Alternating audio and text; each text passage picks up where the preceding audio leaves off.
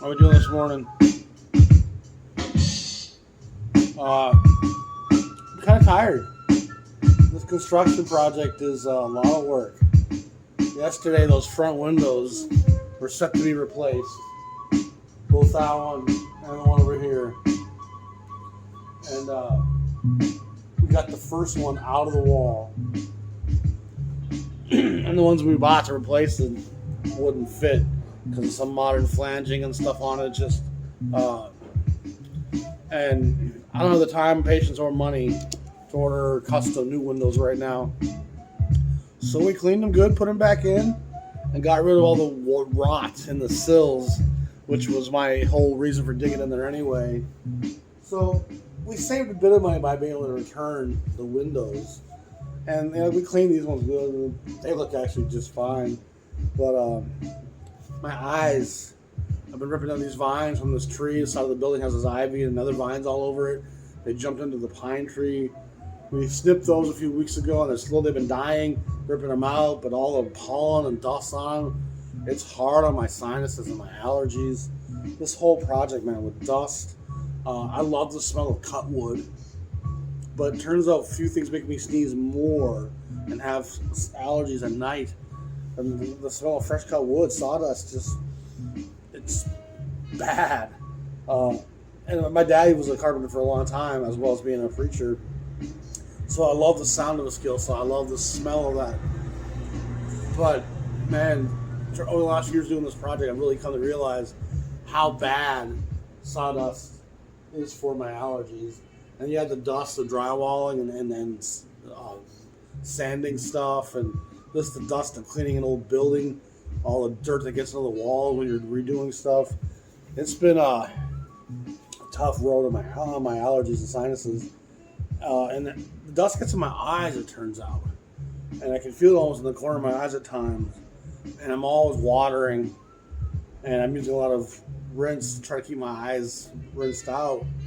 And I feel like they're so connected to my sinuses, my eyes, that when my eyes take in a lot of dust, it's just as bad as my nose taking it in. But I think we decided on one of our house brews, which is exciting, the Peace Coffee Morning Glory. It's a Minnesota brew, I believe. It's so good. This is Intelligentsia right here out of Chicago. Also a nice morning blend. It's hard picking your brews for the shop. I'm sure we can change them as time goes on, but Rolando Blackman, Dallas Mavericks. This is probably mid to late 80s, 83, 84. And Rolando Blackman was a big man. I think he was a center, if I remember, and was a pretty dominating player. The Mavericks were a pretty new team at that point, expansion team in the 80s, and Dallas Mavericks, of course, were named after the TV show Dallas, with all the financial Mavericks on the show. It wasn't like a direct link, but Dallas has always been that kind of entrepreneurial, oil and cattle, and it's a big money town in a lot of ways. So Blackman, big, I think he was like 6'11", was a pretty great player, but in the 80s, a lot of the NBA players got into cocaine, and I think that led to actually a suspension for him for a while, if I remember. I hope I'm not confusing him with somebody else, but I know a number of guys at that time had these issues, but I'm pretty sure Blackman was a stud, but had some issues with life. Who doesn't? So Rolando Blackman, much love and props. So my next question today is St. Germain. He's a Parisian artist, musician, DJ. He's made a number of records. His real name was Ludovic Navarre, from Detroit to St. Germain, which is, of course, a famous street in Paris. This is his famous Tourist album, which came out probably in 2000 and was a staple of nightclubs and bars and lounges for 15 years. You probably could still hear it at times. And then there's this one, Boulevard, the Complete Series, which is, it's great stuff. Is it jazz?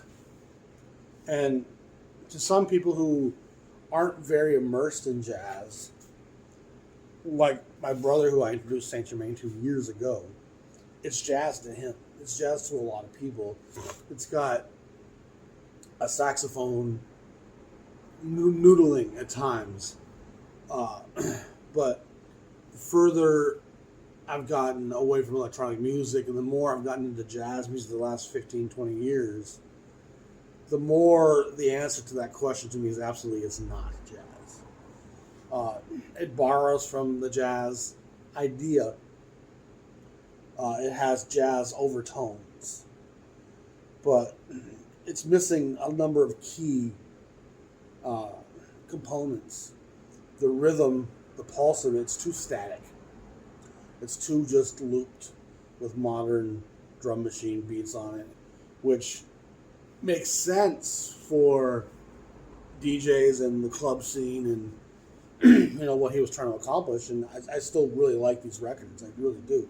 This is in no way trying to diminish them. It's just trying to help people define it. But again, the beats don't have the swing of a real rhythm section with kind of the ebbs and flows and slightly behind the beats and dynamics. Dynamics are huge. Dynamics are one of the most important ways to create emotional context in music.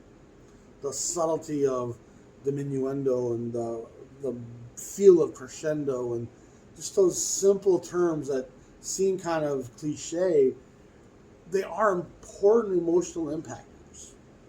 And electronic music by its nature is very much looped, and they will add ingredients, but there's not really the dynamics of individual musicians, and certainly not the empathy of musicians feeling each other and getting quieter because that guy's feeling something on a real mellow, chill vibe, and then he's getting that feel of.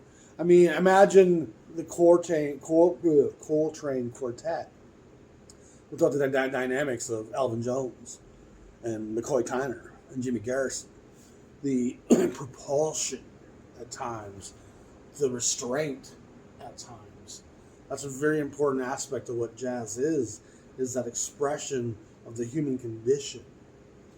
That live interaction between my emotional context, my experience in this world, and me sharing it with the cosmos. For time immemorial, I'm going to put into the universe my experience here on this plane. Jazz is a great art form in that sense. It's a powerful, honest revealer of a man's condition. And a static looping beat doesn't have that sensibility or that emotional roller coaster. Next, the solos by the saxophones and trumpets and whatever other instruments you have here are very canned. They can also be somewhat looped, or they can also be an actual player playing to some degree to a track, not to a band. And so I find a lot of the playing by soloists doesn't have the emotional context either, or the improvisation either. And it's often reproduced the same way, verbatim, every time. And all of those things are counter to what jazz is, that emotional expression of how I feel right now, immediately. And so does that diminish what these records are? No, not at all. They're really fun, good records. They really fit an atmosphere, and they have elements of jazz in them. But again, jazz is such a tricky word. It can be defined so loosely by so many different people. And we tend to umbrella the use of the word at times and throwing a lot of things in that stew. But there's other times where we have to extricate things and say, there's a reason why this was considered a sub-genre or outside of the realm of the main body of the music. And I don't think you diminish one thing by relabeling it or saying it's an extension and a production that comes from this, but it's no longer this in its core. And I feel like even bebop, to some some standards, moves away from what jazz was, because it loses a lot of its relatability to its audience, which jazz was always a very important interactor with its audience. And bebop kind of changed all those relationships dramatically. And of course, hard bop kind of reconnects that tissue somewhat, but hard bop is still not an easy listen. It's up tempo. You can't dance to it. You don't go to a hard bop Art Blakey show and leave like you felt like you were flirting with Lucy B the whole night. You feel like you were involved in a political discourse, an emotional, historical event that was reflecting on the issues of the day and the larger context of their whole life. Like the music has a depth to it that you feel that would feel very different from going to see Tony Bennett. You don't walk out of a Tony Bennett concert contemplating nuclear warheads in Cuba or disaster and hunger relief in Africa or the conflicts of the American inner city. But you can leave an Art Blakey show and have relationships with Africa, and have relationships with international policy, and have relationships with American domestic policy, and understand how these things are interacting and affecting the people who are making this music, and the immediacy of that reflection back out to its audience, the urgency. These headlines aren't coming at you with a smile and isn't that an adorable little story? These aren't no local news puppy in a pool with a floaty on. The stories that the Blakey group and the hard bop groups, the urgency, there's a impact that prevents it from being easy listening. Soul jazz definitely reconnects that tissue further. Oh, sorry, I blew my nose. Soul jazz definitely reconnects that tissue further by bringing an audience back into it, making it accessible, reestablishing the roots to the blues, rhythm and blues in the church. And there's a whole lot of black church in a lot of those great prestige soul jazz records. The Grant Green fusion soul jazz records. There's the black church throughout that music. And the black church is something that black America feels solace and comfort in. But it's also something that white America has kind of grown to love, even if we don't recognize it. But the Al Greens and the Aretha Franklins and the Jackson 5 and this whole legacy of black music, it's so interwoven with the black church. And you can't be a singer doing one of these, the hand up and down, and all the extra, the guttural utterances, without referencing Armstrong, without referencing Ella Fitzgerald, without referencing all of the jazz histrionics. It's so, without recognizing that spirit coming down, that singer bringing that down, that's the church. We're bringing down glory. And so the white American audience has become strangely comfortable with the black spiritual experience, oftentimes without really recognizing that when their favorite pop singers are doing some of these things and throwing some amens in there in a metaphorical sense, they're saying things like, "Oh, honey, yeah," the little extra things that aren't in the lyrics. That comes from the black church. The call and response comes from the black church, and it's an important element to grasp. And soul jazz, the organ players, the guitar players of the 60s at Prestige and Blue Note and Argo, those records are just filled with tambourine, potato salad, and a picnic out back afterwards. Like it's a good time. And those records actually sold well in the black community again, unlike bebop and even unlike hard bop.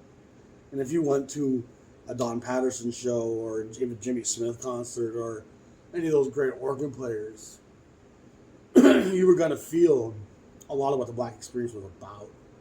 And also, it would be a fairly mixed crowd, which wasn't true for some of the bebop and hard bop concerts. And those guys, some of those guys did better in Europe and Japan than they did in America. So, but as you see the music go forward in the avant-garde and then the free jazz, again, that music gets very disconnected from its audience. And it becomes a very one-to-one personal relationship. And I can feel this record right now because it's in my headspace, and the chaos that I'm experiencing right now is connecting to the chaos of this music. And let's see if we can't sort some of this cosmos out through this music as an art form to help me storm my way through the chaos.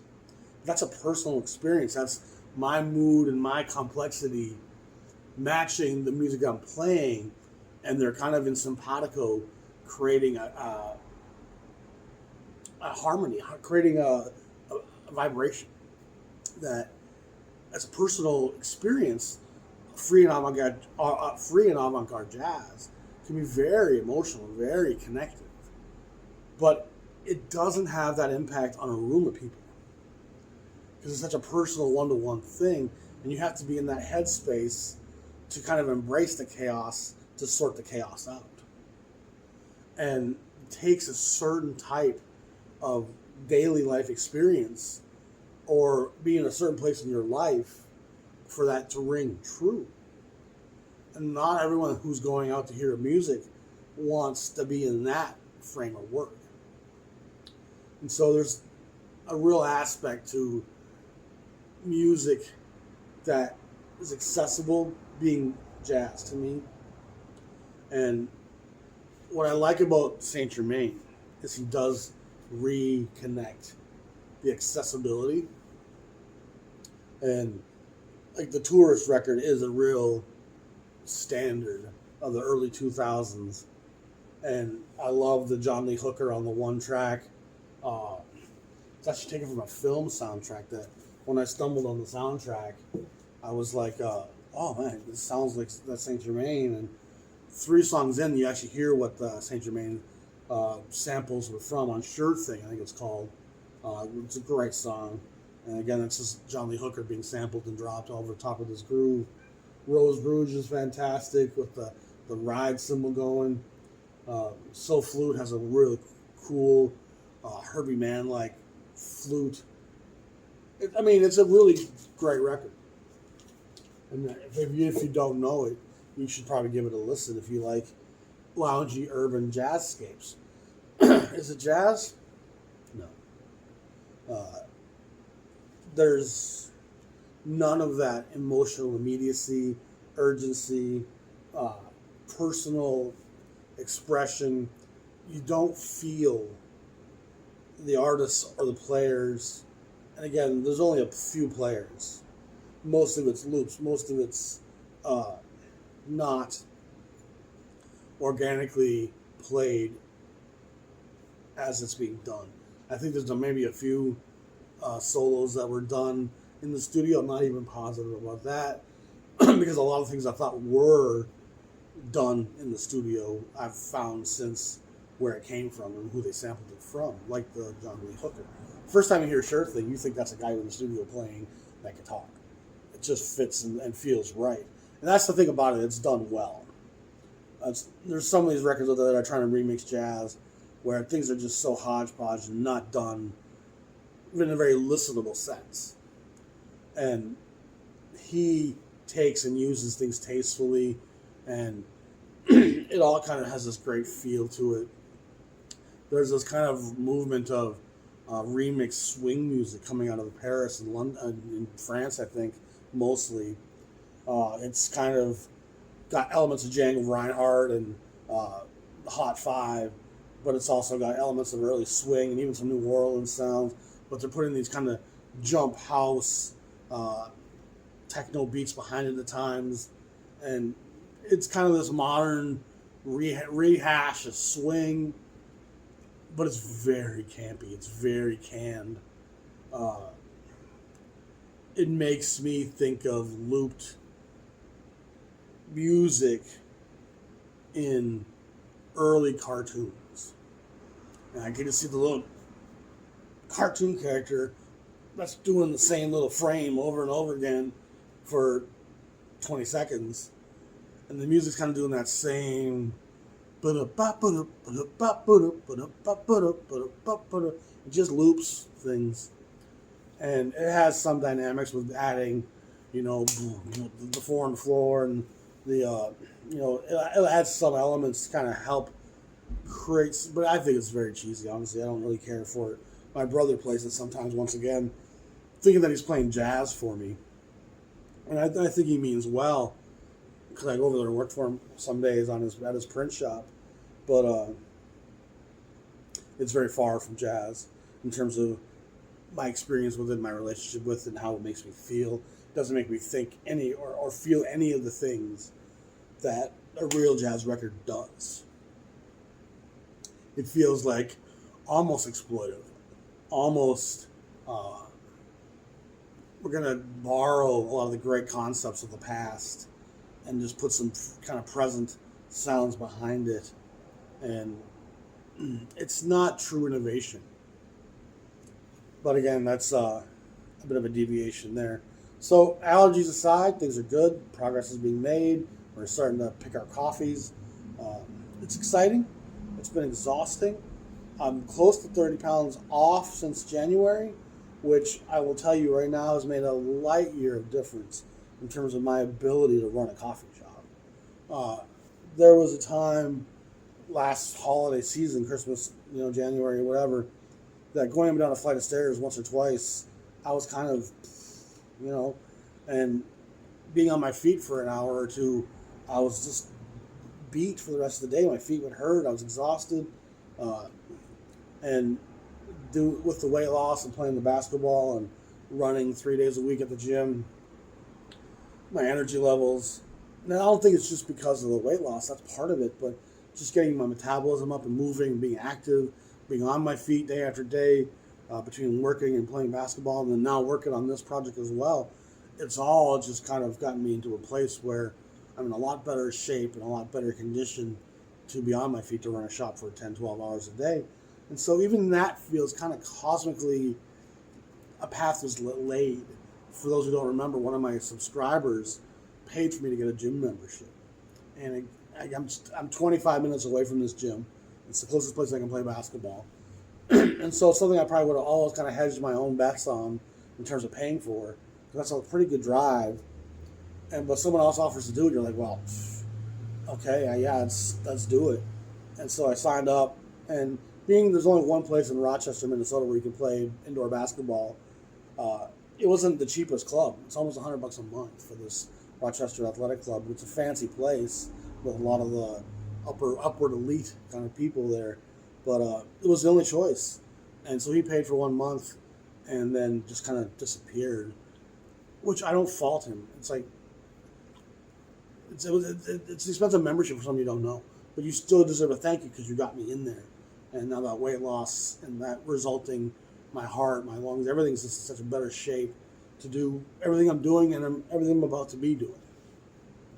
So again, St. Germain, I love it. I feel like those records I showed you are all 7, 8, 9, even Tourist is probably a 9 in terms of what I would rank it out of 10 for what it is. There's actually a new record by him that came out, 10 years after Tourist, so probably 2012 in that era, summer that second one came out. And it's good as well. I don't think it's as good as Tourist, but when I say new, it's probably already 10 years ago that thing came out. I got the vinyl in back somewhere. And truth is, I actually forgot about it when I first came in to do this. I forgot that record came out even because I just didn't listen to it as much. And I was into more of a real jazz place by that time. And I did play it quite a bit, but I do want to mention another group I love, and that's the Orb. And the Orb are interesting kind of trance, hints of New Age, hints of kind of a liberal political environmental consciousness. But it's kind of this trance, meditative, it's really cool. And Orb has 2 or 3 records that are outstanding.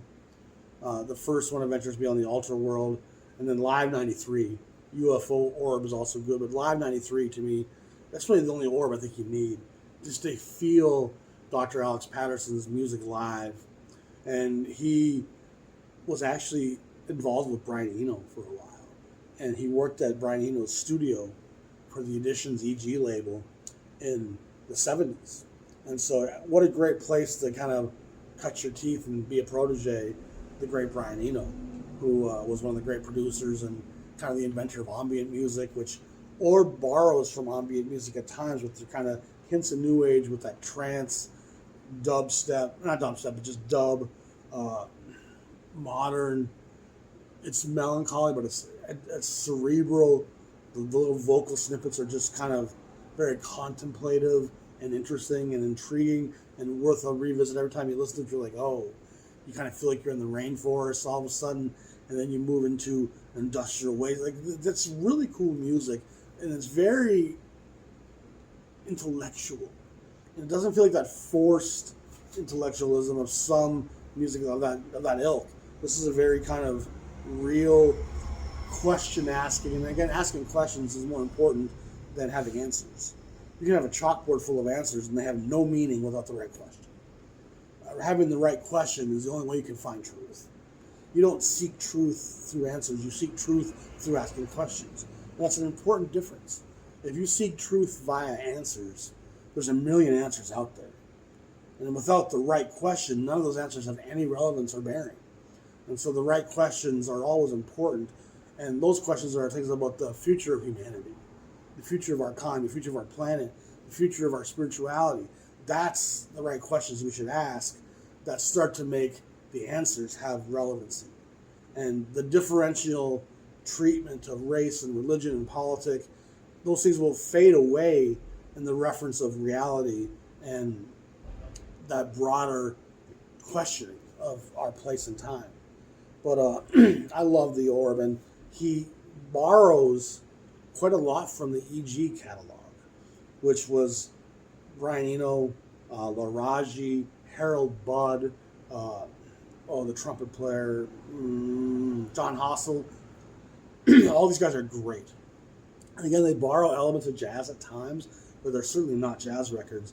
They're ambient, new age, atmospheric, socially conscious records, music for airports, ambient 1, 2, and 3. I love those records. But Dr. Alex Patterson from the Orb, samples a lot of that stuff, like the trumpet of Hossel, and he borrows that quite a bit and takes little snippets of it. And I feel like My Life in the Bush of Ghosts by Brian Eno and David Byrne. That's kind of an earlier example of what the Orb was going to become. And the Orb has wonderful dynamics in terms of how it builds and stuff. So anyway, weird kind of divergent episode. I wasn't really planning on going totally down that road today. But is St. Germain jazz? No. Is St. Germain great? Yes. Do I love listening to those records still? Absolutely. So y'all be safe. Have a great day. Subscribe to the channel if you haven't. I'm looking forward to DJing here in the club, in the coffee shop, and really being able to connect from the broadest sense from the music of the 20th century and using little bits of current music as well to draw in the younger kids and then connect it to the tissue of the body of music. I think today kids are so just disconnected from the history. And even though the YouTube and the internet's there to give you a lot of that stuff, I don't think without shopping in record stores and holding stuff in your hands and really connecting with the past and the present and the future, I think music's different today. And a lot of kids today have this almost anything pre-2000 is ancient history if you're 17. And that's part of being 17. As you get older, things that happened before you were born don't seem so disconnected and ancient. To me, the 60s, which I was born in 72, don't seem like such big history to me as they did to me when I was 11. The 60s seem like way back in time. But now that I'm 50 And looking back, the 60s are shades of moments before the 70s. So it's all very connected. And so I guess hopefully Germain at least brings people to jazz. But it certainly isn't going to be the same experience as listening to jazz. So we'll talk to you all soon. Have a great day. Peace.